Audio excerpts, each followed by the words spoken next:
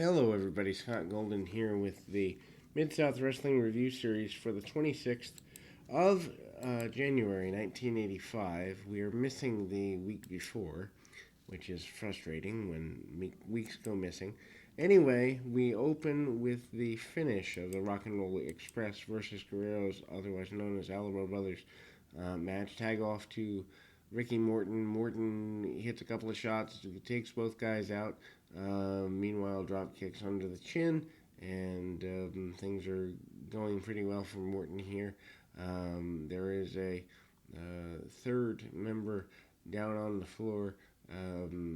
As a manager, referee takes a bump to the outside. Always interesting that the referees take major bumps when they finally do take bumps. Second referee out there, and ultimately a drop kick on the guy on the outside of the ring as well.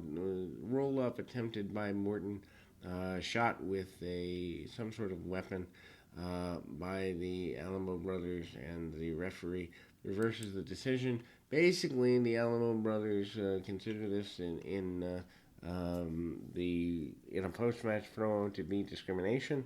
One of them actually has a partial noose hanging around his neck as well as a sombrero. But anyway, they consider this to be discrimination, and they want another rematch. They want the titles returned to them as they see fit, and then we ultimately see Daniels and Michaels against the Alamo Brothers here. Private Terry Daniels and Shawn Michaels, of course. Michaels literally, probably about 6 months into his career, maybe something a little longer than that, but needless to say, the Alamo Brothers going to get the shine here, as to be expected. Chavo and Hector Guerrero are your Alamo Brothers here. Daniels starts the match pretty simply and aggressively, assertively, and ultimately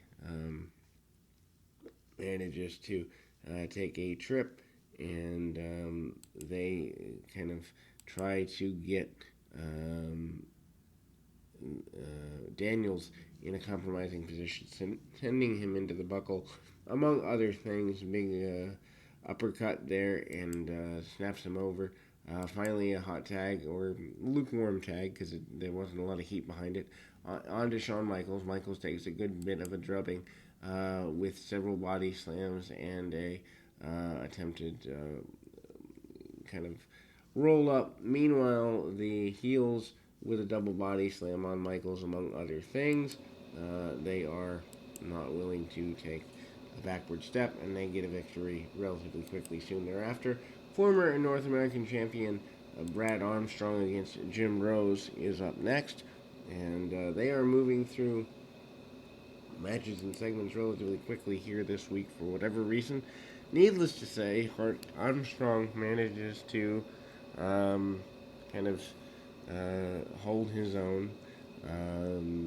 Collegiate style wrestling, ride time, and then the front face lock rolls through, tries to get a pin pretty quickly and efficiently, doesn't get all he wants on it, but gets enough to get the point across that he still is a threat to whomever he's in the ring with.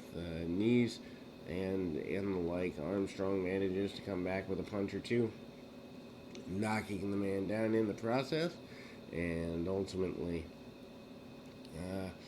off the ropes goes Armstrong. Armstrong gets a couple of shots, gets a victory relatively quickly. Why you put a man and gets a victory off the power slam.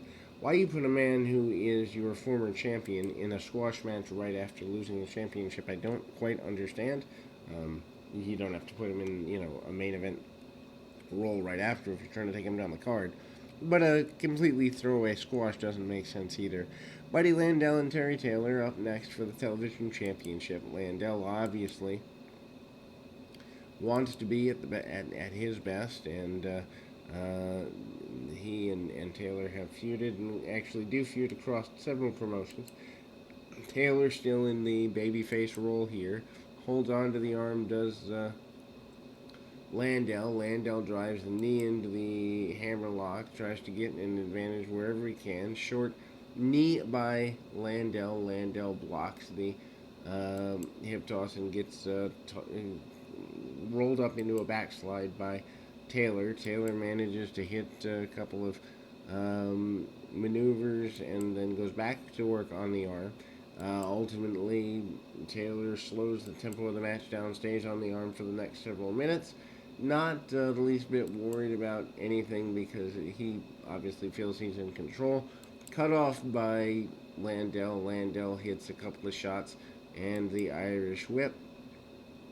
Landell hits a couple more cutoffs, goes back to the armbar himself, and then manages to kind of hold Taylor in position for the next couple of minutes.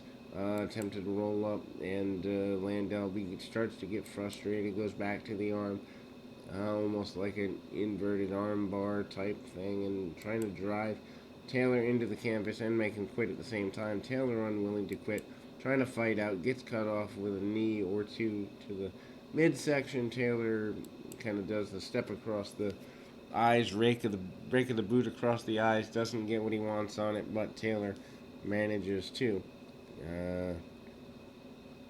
get a victory here with the 5-arm 1-2-3 and a win for Terry Taylor here.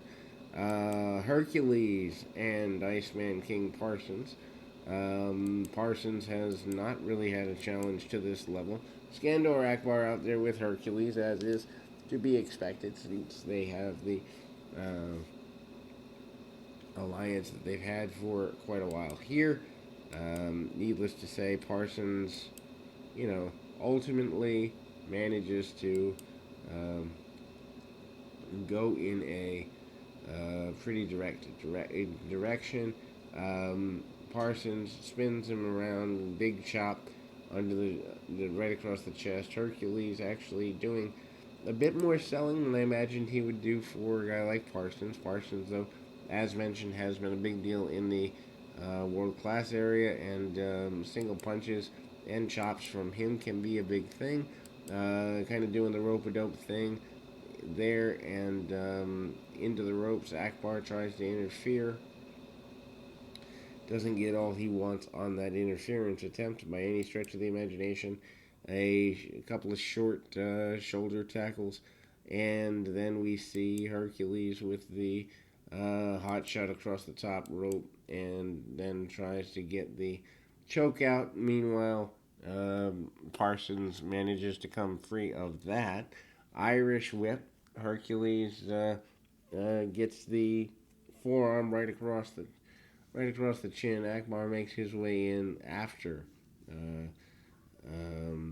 a near pinfall, and the referee calls for the disqualification as Akbar brings his weapon into the ring. Hercules uses it, and there we go. Jake Roberts and Tim Horner, I believe they actually had a series in Georgia. Not 100% sure on that, but I think they did. Anyway, Roberts looking a little pudgy here. Tie up both men. Horner, obviously your baby face, as he's been portrayed for the last several weeks. Roberts cranking on the headlock, trying to get every advantage he possibly can without doing a heck of a lot. Horner manages to back suplex the man and ultimately tries the roll up. Doesn't get all he wants on it. Horner manages to, in fact, kind of hold on to the side headlock and stay with Roberts for several minutes here.